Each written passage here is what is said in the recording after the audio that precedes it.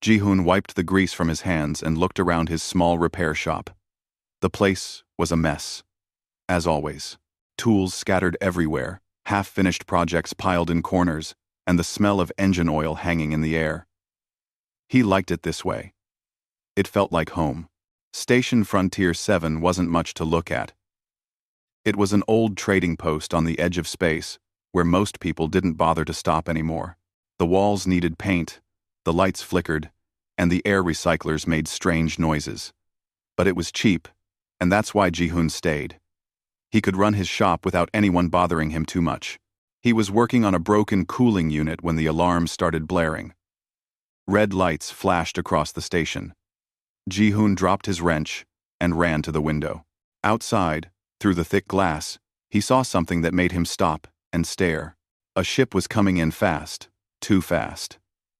It wasn't like the rusty cargo haulers that usually docked here. This ship looked expensive. Elegant even. The hull was smooth and seemed to shimmer with different colors. Parts of it glowed with a soft blue light. But something was very wrong. Black smoke poured from the back, and sparks flew from the engines. The ship barely made it to the landing pad. It hit hard, scraping across the metal surface with a horrible grinding sound. More sparks flew. The engines sputtered and died. Then, everything went quiet except for the alarm. Ji-hoon grabbed his tool bag and ran toward the docking area. He wasn't the only one. A small crowd had gathered, keeping their distance from the strange ship. The station manager was there too, looking worried and angry at the same time. A door on the ship's side opened with a hiss of steam. Everyone took a step back. Ji-hoon stayed where he was, curious. Two figures emerged from the smoke. They definitely weren't human. The first one was tall, very tall, maybe 7 feet. She had 4 arms and skin that shifted colors like oil on water. She wore what looked like armor, dark and fitted. Her face was almost human, but not quite. Her eyes were larger, and they glowed slightly. She moved like a soldier, confident and alert. Behind her came someone smaller and more delicate. This one had pale silver skin and large eyes that seemed to see everything at once. She wore flowing robes that moved, even though there was no wind.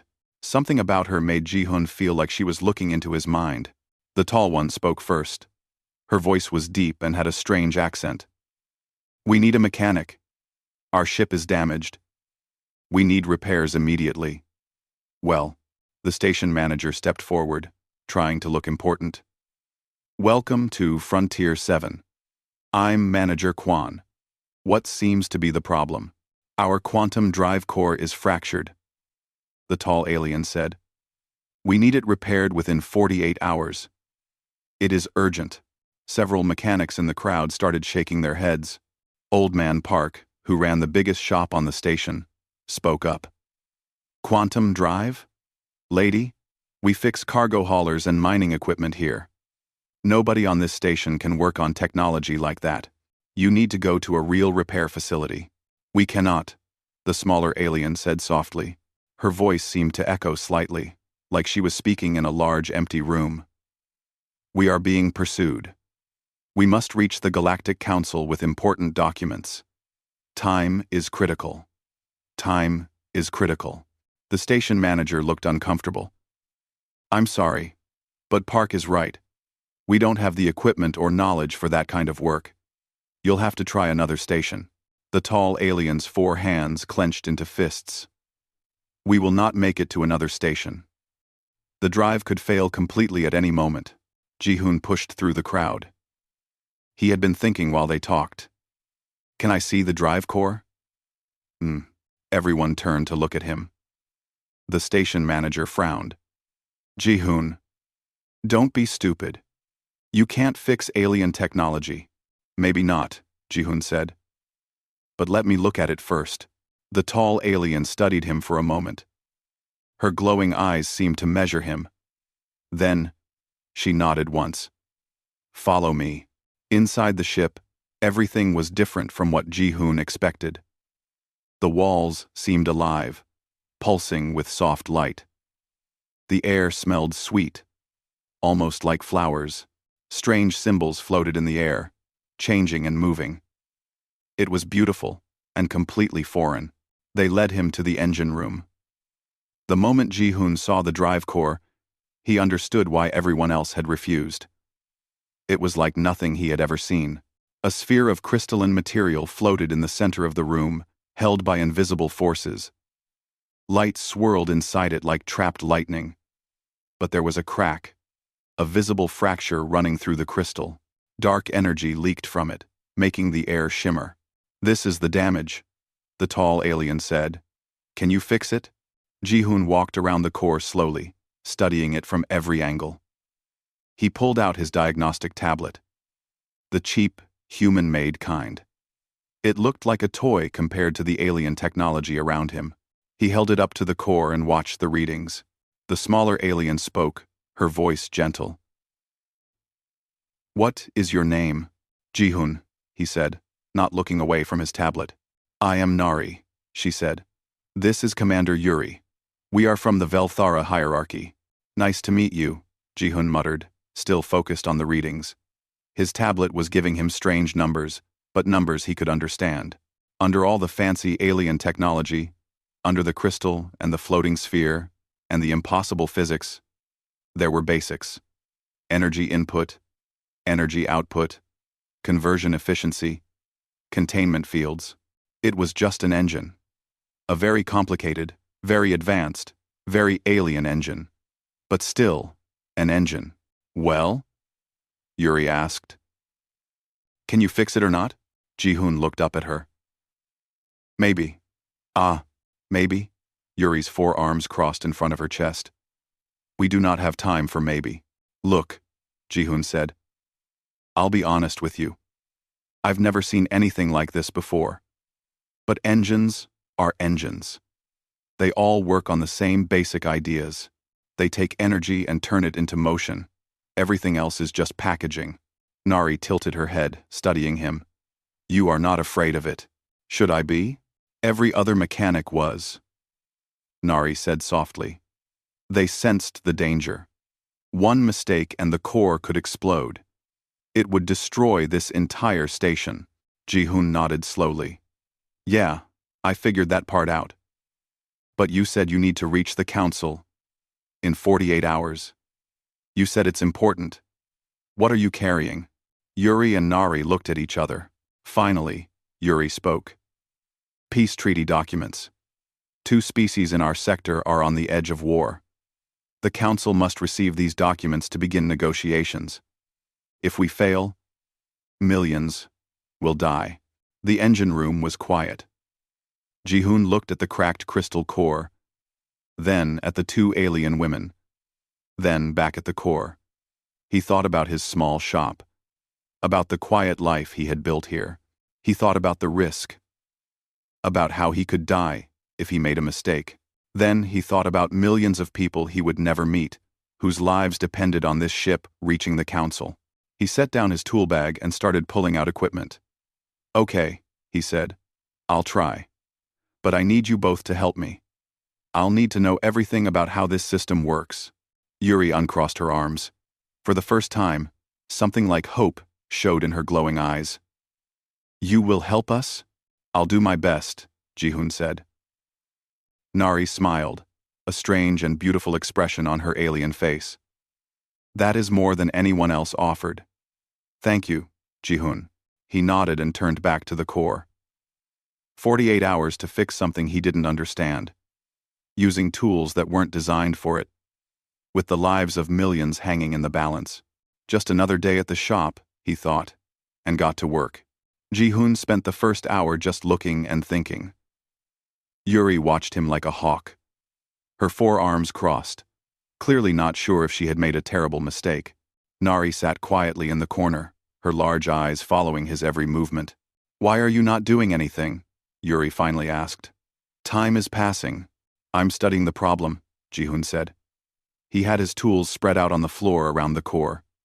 His human equipment looked primitive next to the advanced alien technology. A simple wrench, a welding torch, a diagnostic tablet that was probably older than some of the space stations nearby. If I just start working without understanding, I'll make things worse. In our civilization, Yuri said stiffly, technicians study for 20 years before they are allowed to touch a ship's core systems. Ji-hoon looked up at her. How long did you study? Creasy. I am not a technician. I am a warrior. So you don't know how to fix it either. Yuri's skin flashed a dark red color.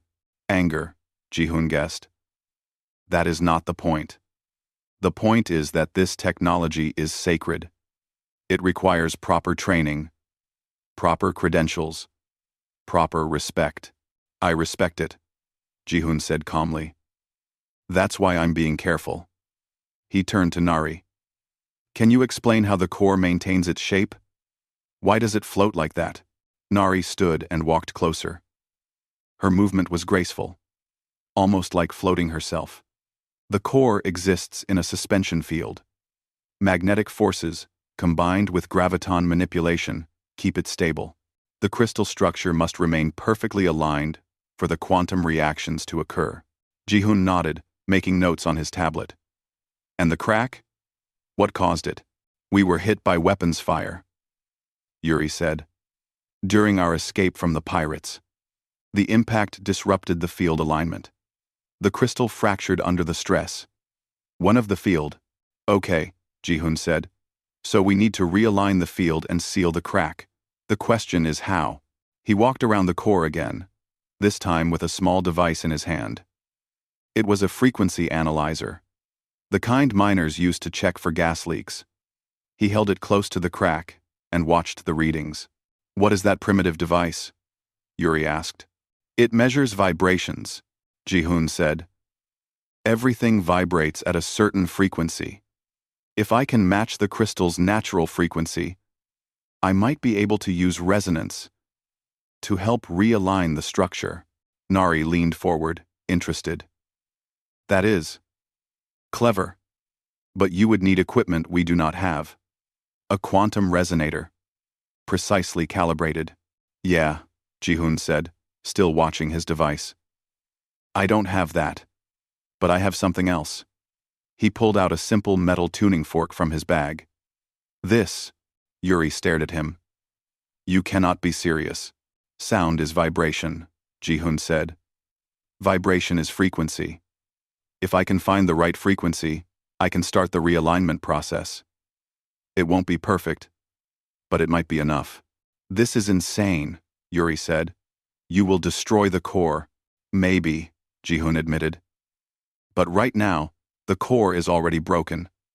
If we do nothing, you'll never reach the council. At least this way. We're trying something. Nari placed a hand on Yuri's arm. Let him try, Commander. I sense his intentions are true. Yuri looked like she wanted to argue more. But she just sighed and stepped back.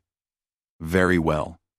But if the core explodes, I will tell your ancestors that you died being very foolish. Ji-hoon grinned. Fair enough. He spent the next several hours working. First, he had to stabilize the crack to prevent it from spreading. He couldn't seal it yet. Not without fixing the alignment, but he could slow the damage. He used a compound from his shop. A sealant designed for hull breaches. It wasn't meant for quantum cores, but the basic chemistry was the same. Contain the leak. Prevent expansion. Yuri watched with horror as he applied the crude human substance to their sacred technology. You are contaminating our ship with that primitive glue. It's working though, Ji-hoon pointed out. The dark energy leaking from the crack was already reducing. The readings on his tablet showed the containment field stabilizing. Even Yuri had to admit it. The numbers didn't lie. Next came the hard part. The realignment. Ji-hoon struck his tuning fork and held it near the core. The pure tone filled the engine room. He watched his analyzer, checking the frequency against the crystal's vibration. Not quite right. He tried another fork. Then another. This will take forever, Yuri complained. Do you have a better idea? Ji-hoon asked. She didn't answer. It was Nari who made the breakthrough. She had been watching quietly, her head tilted. "Ji-hoon," she said softly. "May I try something?" "Sure. I am telepathic," Nari explained. "I can sense thoughts, emotions, sometimes even physical sensations. If I connect with your mind, perhaps I can help you sense the correct frequency more directly." Ji-hoon hesitated. Having someone in his mind sounded uncomfortable, but they were running out of time. "Okay, what do I need to do?" "Just relax," Nari said. She placed her hand on his forehead. Her skin felt cool and smooth. At first, nothing happened. Then Ji-hoon felt a strange sensation, like someone was standing very close behind him. A presence in his thoughts, gentle, but definitely there. Nari's presence. "Do not be afraid," her voice said, but it wasn't out loud, it was in his head. He did. The tone rang out, and suddenly Ji-hoon could feel it. Not just hear it, but feel it in his bones, in his mind. He could sense how it interacted with the crystal, where it matched and where it clashed. "Again," Nari's mental voice said. They went through his collection of tuning forks. Each time, Ji-hoon could feel the interaction more clearly. It was amazing and terrifying at the same time. Finally, they found it. The frequency that matched perfectly. The crystal responded immediately. The light inside it shifted, becoming brighter, more organized. The crack began to close. Slowly, molecules realigning themselves. "It's working!" Yuri exclaimed, her forearms spreading wide in excitement. But Ji-hoon could feel something else. The core was realigning, but it was unstable. The repairs were too perfect, too precise. There was no room for error. No backup if something went wrong again. "We have another problem," he said. "What now?" Yuri asked. "Your technology is too advanced," Ji-hoon said. "It's designed to work perfectly under perfect conditions. But nothing is ever perfect. When something goes wrong, the whole system fails because there's no redundancy. Redundancy is inefficient," Yuri said, sounding offended. "Our systems are optimized for maximum performance." "Yeah, and look where that got you," Ji-hoon pointed out. "One hit and your core cracked. My shop gets hit by power surges all the time. And my systems keep working because I have backups and manual overrides." He disconnected from Nari's telepathic link and started pulling more equipment from his bag. Wires, circuit boards, manual switches, all human technology, simple and crude. "What are you doing?" Yuri demanded. "Adding backups," Ji-hoon said. "Manual overrides that can kick in if the automated systems fail. Analog monitors that will warn you if something goes wrong before it becomes critical. Your core is almost fixed, but I'm making it better than it was before. You cannot modify our ship with human technology." Yuri's skin flashed red again. "It is an insult. A contamination." It's an improvement," Ji-hoon said firmly. "And if you want to reach the council alive, you'll let me finish." Yuri looked at Nari. The smaller alien nodded slowly. "I believe he is right, Commander.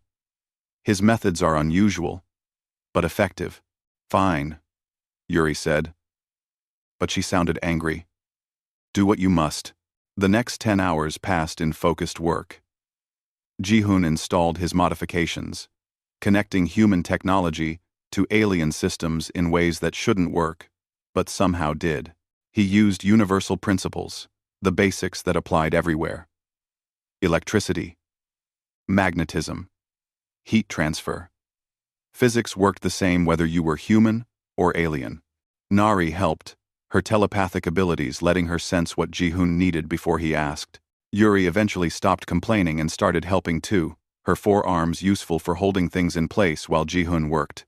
They became a team, human and aliens, working together toward the same goal. Finally, with only 12 hours left on their deadline, Ji-hoon stepped back. "That's it. That's all I can do." Yuri moved to her ship's control panel. Her four hands danced across the holographic displays. Numbers and symbols floated in the air. She stared at them for a long time. "Well?" Ji-hoon asked nervously. "The core is stable," Yuri said slowly. "The crack is sealed. The alignment is good." She paused, and when she spoke again, her voice held something like wonder. "And according to these readings, the core is 34% more resilient than before. Your modifications. They actually made our ship stronger." Ji-hoon let out a breath he didn't know he was holding. "Good. That's really good." Nari smiled at him. "You did the impossible, Ji-hoon. You fixed something you had never seen before, using tools not designed for it." "How?" Ji-hoon shrugged, suddenly feeling tired. "I just didn't let the fact that it was impossible stop me from trying. That's kind of a human thing, I guess." Yuri walked over to him. She placed one of her four hands on his shoulder. "You saved our mission. You may have saved millions of lives. I judged you too quickly. I apologize." "It's okay," Ji-hoon said. "You were worried about your ship." "I get it. We should prepare for departure," Nari said. "We still have time to reach the council." But before anyone could move, the station alarms started blaring again. This time, they didn't stop. Something was very wrong. Ji-hoon ran to the nearest window and looked out into space. His heart sank. A massive ship had just appeared, dropping out of faster-than-light travel right next to the station. It was dark and ugly, covered in weapons and armor plating. This wasn't a trader or a passenger ship. This was a warship. "Pirates," Yuri said grimly. She had followed him to the window, her four hands already moving to check the weapons on her belt. "The Krill. They followed us." "How?" Nari asked, her voice tight with worry. "We were careful. They must have been tracking us the whole time," Yuri said. "Waiting for us to stop." Waiting. The station's communication system crackled to life. A harsh, grating voice filled the air. "Attention Station, Frontier 7. We know the Velthora ship is docked there. Send out the aliens and their documents, or we will destroy your station." People started panicking. Ji-hoon could hear shouting from other parts of the station. The station manager's voice came over the intercom, shaking with fear. "Everyone remain calm. We are handling the situation." 30. "We should go," Ji-hoon said. "Get to your ship and run. Maybe you can escape before they can stop you." "They will shoot us down the moment we launch," Yuri said. "Their ship is 10 times our size. We cannot fight them." "Then what do we do?" Ji-hoon asked. Before anyone could answer, the station manager burst into the engine room. Manager Kwon looked terrified and angry at the same time. "You!" he shouted, pointing at Yuri and Nari. "This is your fault. You brought these pirates here." "We had no choice," Yuri said coldly. "We needed repairs." "Well, now you need to leave," Kwon shouted. "I'm not letting my station get destroyed because of you. I'm going to tell them you're here. Maybe they'll leave us alone if we cooperate." "No," Ji-hoon said. He stepped between the manager and the aliens. "You can't do that." "Get out of my way, Ji-hoon," Kwon said. "This isn't your business." "Yes, it is," Ji-hoon said. "They're carrying peace treaty documents. If those don't reach the council, millions of people will die in a war. Is that what you want?" "I don't care," Kwon screamed. "I care about the 300 people on this station. I care about keeping them alive. By helping pirates?" Ji-hoon shook his head. "That's not how it works. They'll probably destroy the station anyway, just to cover their tracks. We're witnesses now." Kwon's face went pale. "Then what do you suggest?" An idea was forming in Ji-hoon's mind. A crazy, stupid, dangerous idea. "How long until they attack?" Kwon checked his wrist display. 7 minutes now." "Okay," Ji-hoon said, thinking fast. "I need you to trust me. Tell the pirates you're considering their offer. Buy me some time." "Time for what?" "To save everyone. Ji-hoon said. He turned to Yuri and Nari. I need you to get your ship ready to launch. The moment I give the signal, you go. As fast as possible. What are you planning? Yuri asked. The station's defense grid, Ji-hoon said. It's old, hasn't worked in 5 years. But the pirates don't know that. If I can make them think it's active, they might hesitate long enough for you to escape.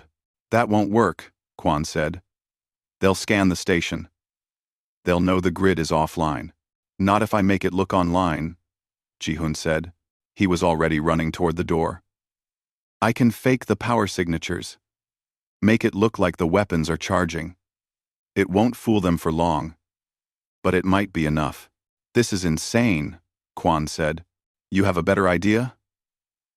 Ji-hoon asked. Nobody did. Ji-hoon ran through the station's corridors, his mind racing faster than his feet. The defense grid controls were in the main security room. He had installed half the systems himself years ago, when he first came to the station. He knew every wire, every circuit. Nari and Yuri followed him. You don't have to help us, Yuri said, as they ran. This is not your fight. Yes, it is, Ji-hoon said. I told you before. Millions of lives. That's worth fighting for. They reached the security room. Ji-hoon started pulling panels off the walls, exposing wiring and circuit boards. Nari, I need your help. What do you need? Your telepathic abilities. Can you project false readings to their sensors? Make them see what we want them to see? Nari's eyes widened. I have never tried to affect machines before. Only living minds. But you can try? She nodded slowly. I can try. Ji-hoon worked frantically, rerouting power from non-essential systems. Lights. Life support in unused sections. Anything he could spare. He channeled it all into the defense grid's power lines. It wasn't enough to actually charge the weapons, but it would create the right energy signatures. 1 minute, Yuri said, watching the countdown on her wrist device. Ji-hoon's hands flew across the controls. He was connecting systems that were never meant to work together, overriding safety protocols, pushing everything to the limit. Sparks flew from several panels. The smell of burning electronics filled the air. 30 seconds, Yuri said.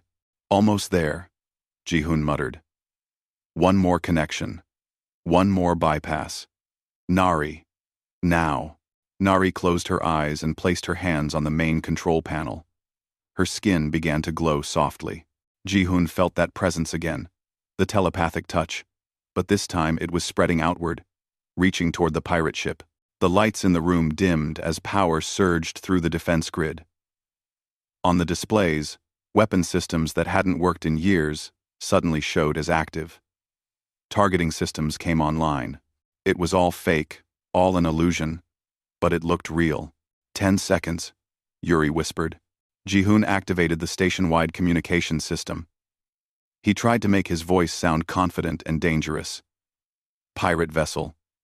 This is Station Frontier 7 Defense Control. Our weapons are now armed and targeting your ship. Leave immediately or we will fire. There was silence. Long, terrible seconds of silence. Ji-hoon watched the displays, watching the pirate ship, hoping desperately that his bluff would work. Then the pirate ship's weapons powered up. They're not buying it, Yuri said.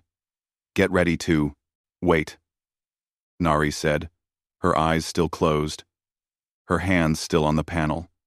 I'm showing them more. Showing them that we have allies coming. Other ships. Military vessels. Can you do that? Ji-hoon asked. I don't know, Nari said, strain clear in her voice. But I'm trying. The pirate ship hesitated. Ji-hoon could see their sensors sweeping the area, checking for the false allies Nari was projecting into their systems. For a moment, it seemed to be working. Then the pirate captain's voice came back, filled with anger. Nice try. Station. But we're not fools. You have no defense grid. You have no allies. And now you've made us angry. The pirate ship fired. The blast hit the station's outer hull, shaking everything. Alarms blared even louder. Another blast, This one closer to the docking area. Closer to Ji-hoon's shop. Go! Ji-hoon shouted at Yuri and Nari. Get to your ship. Now. Ji-hoon's ship. Now. What about you? Nari asked. I'll buy you more time. Ji-hoon ran back to the controls, routing power to different systems, creating more false readings, anything to confuse the pirates. Yuri grabbed his arm with two of her hands. Her grip was strong. Come with us. Someone needs to keep the illusion running, Ji-hoon said. Someone needs to stay at these controls. Another explosion rocked the station. This one was much worse. The lights went out completely, replaced by emergency red lighting. On the displays, Ji-hoon saw the damage report. They had hit the docking area. They had hit his shop. His home was gone. Ji-hoon, Nari said softly. There were tears in her large eyes. He looked at the displays again. The pirate ship was moving into position for another attack. This next one would probably destroy the whole station. Everyone would die. Everyone except the people who could escape. Okay, Ji-hoon said. Okay, let's go. They ran. The station was chaos now, people screaming and trying to get to the escape pods. Sparks rained down from damaged ceiling panels. The floor tilted as the station's gravity failed in sections. They reached the docking area. Yuri's ship was still intact, protected by its shields. But the way to the ship was blocked by flames from Ji-hoon's destroyed shop. Everything he owned was burning. There! Yuri pointed with one of her 4 arms. A narrow path through the flames, barely wide enough for a person. They ran through the fire. Ji-hoon felt the heat sear his skin. Then, they were inside the ship, and Yuri was sealing the door behind them. She ran to the controls while Nari pulled Ji-hoon to a seat and strapped him in. Hold on, Yuri shouted. The ship lifted off just as another blast hit the docking area. The explosion threw them sideways, but Yuri fought the controls. Her 4 hands moved across the displays with incredible speed. The ship spun, dodged, and then shot forward. They were flying straight toward the pirate ship. What are you doing? Ji-hoon yelled. Trust me, Yuri shouted back. At the last second, she veered to the side. The pirate ship fired, but Ji-hoon's modifications made their ship faster than before, more maneuverable. They dodged the blast and shot past the larger vessel. The pirates pursued, of course. Their weapons lit up space with deadly fire. But Yuri was an expert pilot, and the ship responded to her commands better than ever. She wove between pieces of space debris, used the station's structure for cover, and pushed the engines to their limit. The asteroid field, Nari said, pointing ahead. If we can reach it, already going there, Yuri said. There was excitement in her voice now, almost joy. This ship is incredible. Your modifications, Ji-hoon. They made it perfect for this. They plunged into the asteroid field. Behind them, the pirates followed, but they were too big, too slow. Yuri threaded the needle between tumbling rocks, her 4 hands dancing across the controls. She was showing off now, Ji-hoon realized. She was actually enjoying this. Finally, after what felt like hours, but was probably only minutes, Yuri found a hiding spot. A large asteroid with a deep crater. She powered down all non-essential systems and settled the ship into the shadows. They waited, barely breathing. The pirate ship passed nearby, its sensors sweeping back and forth. But Ji-hoon's modifications included better stealth capabilities. The ship's energy signature was too small to detect. Eventually, the pirates gave up. They turned and left, probably heading back to finish destroying the station. We made it, Nari whispered. Ji-hoon sat back in his seat, suddenly exhausted. His shop was gone. His home was gone. Everything he had built on that station was destroyed. And the people there, the 300 people Manager Kwan wanted to protect, were probably all dead or dying. I'm sorry, Yuri said quietly. She had left the controls and was kneeling beside his seat. We brought this destruction to your home. This is our fault. No, Ji-hoon said, though his voice was rough. It's the pirates' fault. You were just trying to deliver a peace treaty. That's a good thing. Still, Nari said, placing a gentle hand on his arm. You lost everything helping us. Ji-hoon looked at them both. Two alien women he had only met hours ago. Two people who had become something like friends in that short time. At least you're alive. At least the documents are safe. That has to count for something.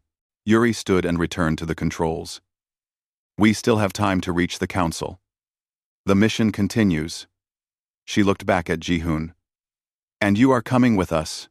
We will not abandon you after you saved our lives. I don't have anywhere else to go anyway, Ji-hoon admitted. Then it's settled, Nari said. She was smiling despite the tears still in her eyes. You are part of our crew now, Ji-hoon. Welcome aboard. Yuri set their course for the Galactic Council station. The ship jumped to faster-than-light speed, leaving the destroyed station and the asteroid field behind, leaving Ji-hoon's old life behind. He didn't know it yet, but he was heading toward something much better than what he had lost. He was heading toward his future. The journey to the Galactic Council would take 3 days. 3 days to get used to the fact that his old life was gone and something new had begun. The first day was quiet. Ji-hoon spent most of it in the small cabin Yuri had given him. It was nice. Much nicer than his cramped apartment back on the station. The bed adjusted to his body. The walls displayed peaceful images of alien landscapes, and the air smelled fresh and clean. But it wasn't home. He lay there thinking about his shop. All his tools, his projects, the cooling unit he had been working on when the aliens arrived. All of it was just ash now, floating in space around a dying station. He tried not to think about whether anyone from the station had survived. Manager Kwan, Old Man Park, the servers at the noodle shop he liked. Were they all dead? A soft knock on his door pulled him from his dark thoughts. Ji-hoon? It was Nari's voice. May I come in? Yeah, sure. The door slid open silently, and Nari entered. She moved with that floating grace of hers, barely seeming to touch the floor. She sat on the edge of his bed, her large eyes studying him with concern. You are sad, she said. I lost everything, Ji-hoon said. I know it's not your fault.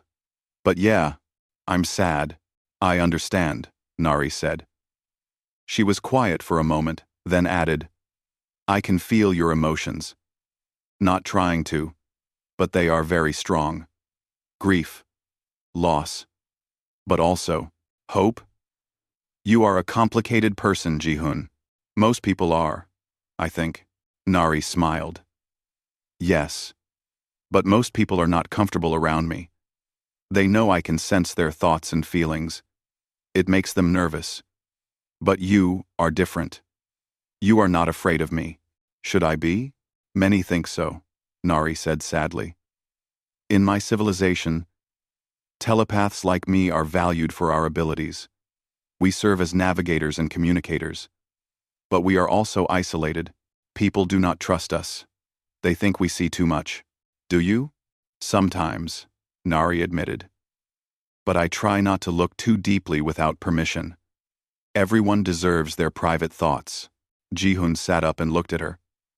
That must be lonely. It is, Nari said. Very lonely. Then she brightened a bit. But working with you was different. When we connected minds to fix the core, you were not afraid. You welcomed me in. It was nice, like having a friend. We are friends, Ji-hoon said. You saved my life back there. Friends do that for each other. Nari's smile grew wider. I am glad. Come, Yuri is making food. She wants you to join us. The ship's dining area was small but comfortable. Yuri was at a food preparation station, her 4 hands working on multiple tasks at once. She was cutting vegetables with 2 hands, stirring a pot with another, and checking something in what looked like an oven with the 4th. It was impressive to watch. Sit, Yuri commanded, not looking up from her work. You have not eaten since yesterday. You need nutrition. I'm not very hungry, Ji-hoon said. I was not asking, Yuri said. She finally looked at him, and her expression softened slightly. You helped us. Now let us help you. Eat. She served them all plates of food. Ji-hoon recognized some of the ingredients. Vegetables. Some kind of grain. Maybe meat. Though he wasn't sure what kind. It smelled good. Spicy and savory. He took a bite and was surprised. It was delicious. You like it? Yuri asked. She looked pleased. It's great, Ji-hoon said honestly. What is it? And a traditional dish from my homeworld, Yuri explained. Warriors eat it before battle. It gives strength and courage. They ate in comfortable silence for a while. Then Yuri spoke again. Ji-hoon, you asked us before what we were carrying. We told you peace treaty documents. But I want you to understand what that means. She activated a holographic display above the table. Images appeared, showing two different alien species. One looked like large insects, the other like reptiles made of living crystal. These two species have been neighbors for centuries, Yuri said. They have traded, cooperated, even intermarried. But recently, a mining dispute on a border world escalated. Both sides became angry. Both sides prepared for war. Armin. The council brought them to negotiations, Nari added. After months of talks, they finally agreed on terms. The documents we carry are the signed treaties. Both sides agreed that if the treaties reach the council within the deadline, the war will be called off. And if they don't reach the council? Ji-hoon asked. Then the treaties are void, Yuri said grimly. And war begins. These two species are powerful. They have allies. A war between them would drag in half the sector. Millions would die. Planets would be destroyed. Ji-hoon put down his fork. Suddenly the weight of what he had helped with felt much heavier. So, everything we did, the escape, the modifications, all of it mattered, Nari said gently. You helped save millions of lives, Ji-hoon. Perhaps billions, but I lost my home doing it. Ji-hoon said quietly. Quote, Yes, Yuri said. She was looking at him with those glowing eyes, and for once they seemed sad. You sacrificed much, more than we had any right to ask.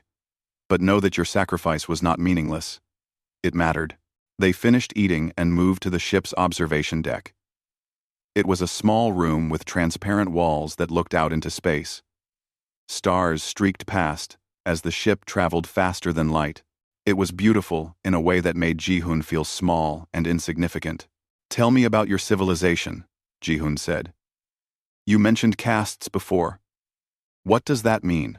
Yuri and Nari exchanged glances. Finally, Yuri spoke. Our society is organized by function. There are warriors, like me. We protect and fight. There are navigators and telepaths, like Nari. They guide ships and facilitate communication. There are engineers who build, farmers who grow food, artists who create beauty. Each person is born into a caste and remains there for life. You can't change? Ji-hoon asked. What if a warrior wants to be an engineer? It is not permitted, Yuri said. Her voice had an edge to it.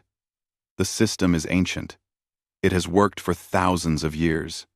Each person in their proper place, doing their proper function. But do you like it? Ji-hoon pressed. Does it make you happy? Yuri was quiet for a long time. When she spoke, her voice was soft. I have a daughter. Her name is Suji. She is 12 years old. By human counting, she is smart, curious, always taking things apart to see how they work. She wants to be an engineer. That's great, Ji-hoon said. No, Yuri said. It is not great. She is warrior caste. Born to me. She cannot be an engineer. It is forbidden. When she reaches adulthood, she will be trained to fight. Like all warriors, her dreams do not matter. The system does not allow it. That's terrible, Ji-hoon said. He couldn't imagine being told he couldn't fix things, couldn't work with his hands, couldn't follow his interests. Can't you do something about it? What can I do? Yuri asked. I am one person. The system is everything. But it's a stupid system, Ji-hoon said. People should be able to choose what they want to do. That's how it works with humans. I wasn't born a mechanic. I learned it because I wanted to. You learned it yourself? Nari asked, surprised. No formal training? Well, I read a lot, Ji-hoon said. Watched videos, experimented, fixed things that were broken. I got better over time. Nobody gave me permission. I just did it. Both aliens stared at him like he had said something incredible. In our society, Nari said slowly, such a thing would be impossible. Knowledge is controlled. You must be certified before you can practice any skill. But I fixed your ship, Ji-hoon pointed out. And I don't have any certifications in alien quantum drives. Does that mean I shouldn't have been able to do it? According to our laws, no, Yuri said. You should not have been able to, but you did anyway. She laughed suddenly, a strange musical sound. You humans. You just ignore impossible and do things anyway. It's not impossible if you do it, Ji-hoon said with a shrug. That's what my mentor always told me. He was the one who taught me the basics when I was a kid. He said the word impossible is just an excuse people use when they don't want to try. Nari leaned forward. I like that. I like that very much. They talked late into the ship's night cycle. Ji-hoon told them about Earth, about human history, about the struggles and triumphs of his species. He told them about the wars humans had fought, the mistakes they had made, but also about how humans always kept trying to improve, to learn, to grow. In return, Yuri and Nari told him about their worlds. Yuri's planet was beautiful but harsh, with massive warrior academies where children learned to fight from age 5. Nari's world was quieter, full of meditation gardens where telepaths trained to control their abilities. Both of them, Ji-hoon realized, were trapped by their society, respected for what they could do, but limited by what they were allowed to do. On the second day, Ji-hoon helped Yuri with ship maintenance. She watched, fascinated, as he explained his modifications and why they worked. He showed her how to make repairs using basic tools and universal principles. You would be a good teacher, Yuri said. You explain things clearly. Thanks, Ji-hoon said. Though I don't know who would want to learn from me. I'm just a mechanic from a destroyed station. You are more than that, Yuri said firmly. You are someone who sees solutions where others see problems. That is valuable. Rare. On the third day, they were close to the council station. Ji-hoon stood on the observation deck with Nari, watching as the massive structure came into view. It was huge, far bigger than anything Ji-hoon had ever seen. A sphere of metal and crystal, covered in docking ports and communication arrays. Hundreds of ships surrounded it, representing dozens of species. That's the council? Ji-hoon asked in awe. Yes, Nari said. The center of galactic governance, where all species come to solve their problems peacefully. It's beautiful, Ji-hoon said. It is. Nari agreed. She looked at him with those large, expressive eyes. Ji-hoon, what will you do now? When we deliver the documents, what then? I don't know, Ji-hoon admitted. I guess I'll find another station, start another shop. Is that what you want? Ji-hoon thought about it. Did he want to go back to the quiet, isolated life he had before? The small shop, the simple repairs, the long days alone? I'm not sure anymore, he said honestly. Nari smiled mysteriously. Good. Then you will keep an open mind about what comes next. What comes next? Ji-hoon asked.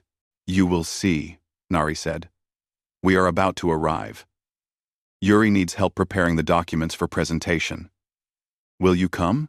Ji-hoon followed her back into the ship. He had no idea what awaited him at the council station. He had no idea that his life was about to change in ways he couldn't imagine. All he knew was that he had helped 2 alien women fix their ship and deliver an important message. Everything else was just the beginning of something new, something much bigger than a small repair shop on a forgotten station at the edge of space. The docking process took longer than Ji-hoon expected. The council station was busy, with ships coming and going constantly. They had to wait in line, following the guidance of traffic control systems. Finally, they were cleared to land. Yuri piloted the ship into a large docking bay. As soon as they touched down, officials in strange uniforms approached. They weren't human, but they weren't like Yuri or Nari either.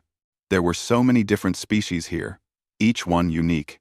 "Stay close to us," Yuri said to Ji-hoon. "The council can be overwhelming." For first-time visitors, she wasn't wrong. As they exited the ship, Ji-hoon felt like his eyes couldn't take in everything fast enough. Aliens of every shape and size walked past. Some had wings, some had tentacles. Some seemed to be made of pure energy barely contained in suits. The air smelled strange, a mix of 100 different atmospheres blending together. A tall official with blue skin and 6 eyes approached them. "Commander Yuri of the Velthera hierarchy?" "Yes," Yuri said formally. "We carry the treaty documents from the Sector 7 negotiations." "Excellent," the official said. His voice had a strange echo. "The council is waiting. Please follow me." He looked at Ji-hoon curiously. "And this human? He is with us," Yuri said firmly. "He helped make this delivery possible." The official nodded and led them through the station. They walked through corridors filled with beings from across the galaxy. They saw meeting halls where species negotiated trade agreements and peace treaties. Finally, they reached the council chambers. The room was enormous, with seats rising in tiers all around a central platform. Hundreds of beings sat in those seats, representing their species and civilizations. The noise of their conversations filled the air like the buzzing of insects. "Wait here," the official said. "You will be called soon." They stood in a waiting area. Ji-hoon felt very small and out of place. These were the leaders of galactic civilization, and he was just a mechanic, with no home and no credentials. "You are nervous," Nari said softly. She was standing close to him. "Yeah," Ji-hoon admitted. "A little." "Do not be," she said. "You belong here as much as anyone." A voice called out, "Commander Yuri, please approach the platform." Yuri straightened her armor and walked forward, all 4 arms carrying the case with the treaty documents. Nari followed her. After a moment's hesitation, so did Ji-hoon. They stood on the central platform. All around them, hundreds of alien eyes watched. The noise quieted as a voice spoke from somewhere above. "Commander Yuri, you have brought the Sector 7 peace treaty documents?" "Yes, Council Leader," Yuri said. She opened the case and held up the documents. They were on some kind of crystal tablet that glowed with inner light. "Both parties have signed. Both parties await your ratification." "Excellent," the voice said. "The deadline is met. The Council will review and ratify these documents within the hour. You have prevented a war, Commander. The Council thanks you." There was polite applause from the assembled beings.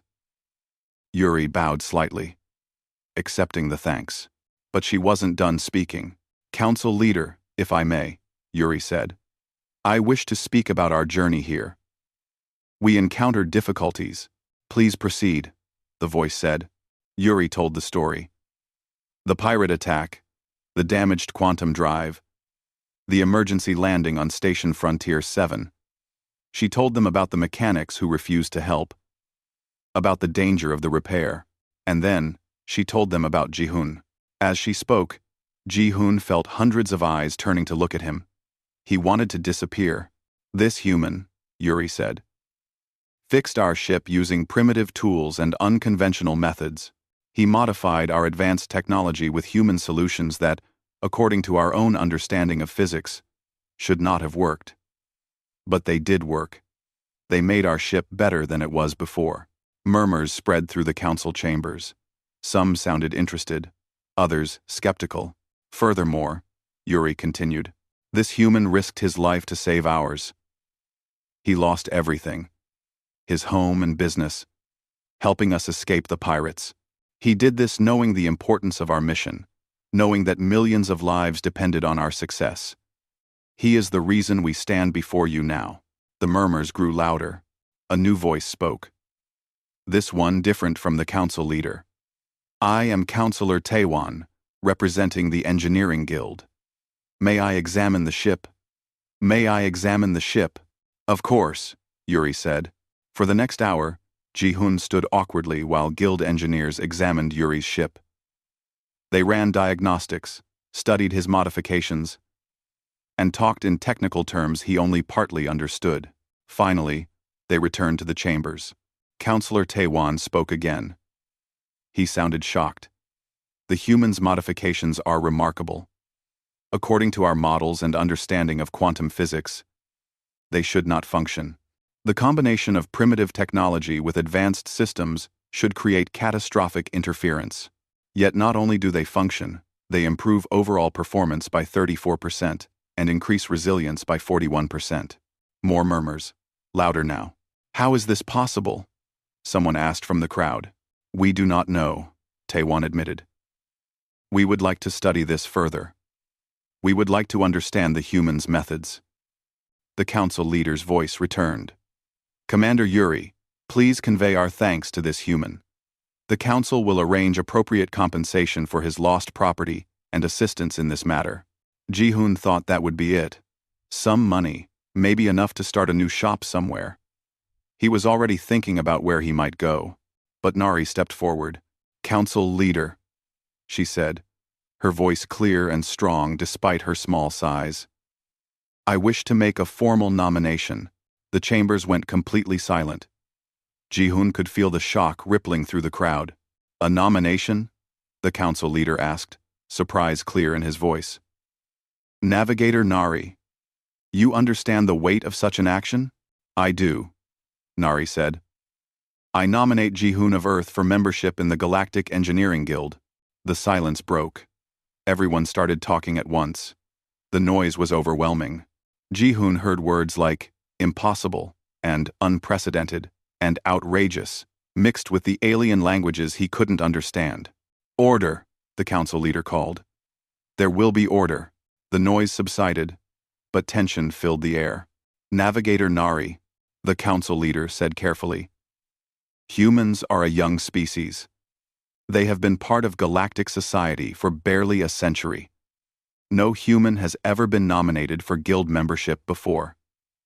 I am aware, Nari said calmly. I nominate him anyway. On what grounds? Someone shouted from the crowd. On the grounds that he demonstrates abilities the guild needs, Nari said. He thinks differently. He sees solutions where guild engineers see impossibilities. He is exactly what the guild requires to grow beyond its current limitations. Ridiculous, another voice called. The guild maintains the highest standards in the galaxy.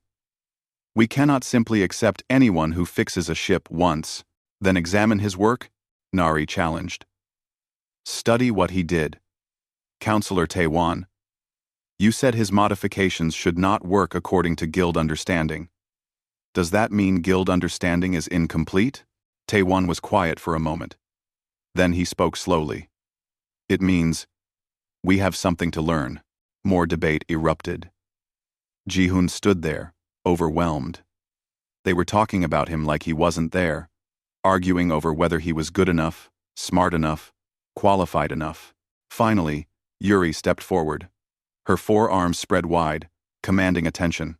Council, she called out. I wish to speak. The noise died down again. I am a warrior, Yuri said. I have fought in 23 battles. I have commanded fleets. I have defended my civilization against enemies who wanted to destroy us.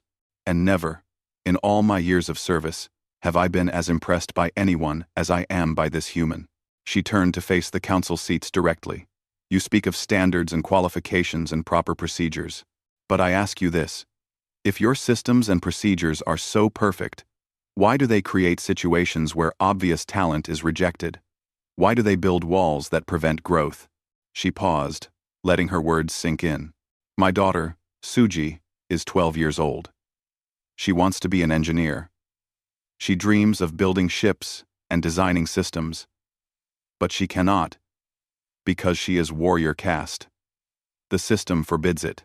I have accepted this all my life because I was taught the system was right. But then, I met Ji-hoon. Yuri looked at him, and there was something like hope in her eyes. He showed me that the system can be wrong. He showed me that anyone can learn. Anyone can grow. Anyone can achieve great things, if given the chance. And I realized that I want this for my daughter. I want her to have the opportunities that Ji-hoon had. I want her to live in a galaxy where talent matters more than birth. The chambers were completely silent now. Every being was listening. So I make this pledge, Yuri said, her voice strong and clear. I stake my family's honor, my career, my reputation, on Ji-hoon's character and abilities. If the council accepts him into the engineering guild and he fails to meet your standards, I will accept full responsibility. But he will not fail. I know this because I have seen what he can do. She turned back to Ji-hoon. You saved my mission. You saved millions of lives. And now I ask you to save something else. Save my daughter's future. Show the galaxy that the old ways are not the only ways. Ji-hoon didn't know what to say. His mouth was dry. His heart was pounding. This couldn't be happening. The council leader spoke. This is highly irregular. We must deliberate. He paused. All in favor of accepting the nomination for consideration. Indicate now. End quote. Lights appeared above some of the council seats. Ji-hoon couldn't tell how many. It seemed like a lot. But also, not enough. All opposed. More lights, different colors. Long minutes passed while the votes were counted. Finally, the council leader spoke again. The vote is close. Very close. But the majority has decided. Ji-hoon held his breath. Ji-hoon of Earth. The council leader said, your nomination is accepted. However, you will not be made a guild member. Well 117 Rasage. When seen, well 17 Rasage. Ji-hoon's heart sank. So close. They had tried, but it wasn't enough. Instead, the council leader continued. We are creating a new position. You will be appointed as instructor of alternative methods to the Galactic Engineering Guild. Your role will be to teach guild engineers the approaches and thinking that allowed you to solve problems they could not. You will help the guild grow beyond its current limitations. Ji-hoon couldn't believe what he was hearing. What? Additionally, the council leader said, and there was warmth in his voice now.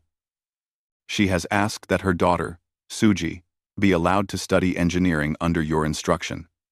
Given your new position, this request is approved. Suji of the Velthara warrior caste will be your first official student. Yuri made a sound. Something between a laugh and a sob. Her 4 hands covered her face. Do you accept this position, Ji-hoon of Earth? The council leader asked. Ji-hoon looked at Yuri, who was trying not to cry. He looked at Nari, who was smiling wider than he had ever seen. He looked up at the hundreds of council members watching him, waiting for his answer. Yes, Ji-hoon said. His voice cracked. Yes, I accept. The applause was thunderous. 6 months passed. Ji-hoon now had a workshop on the council station, bigger and better equipped than his old shop.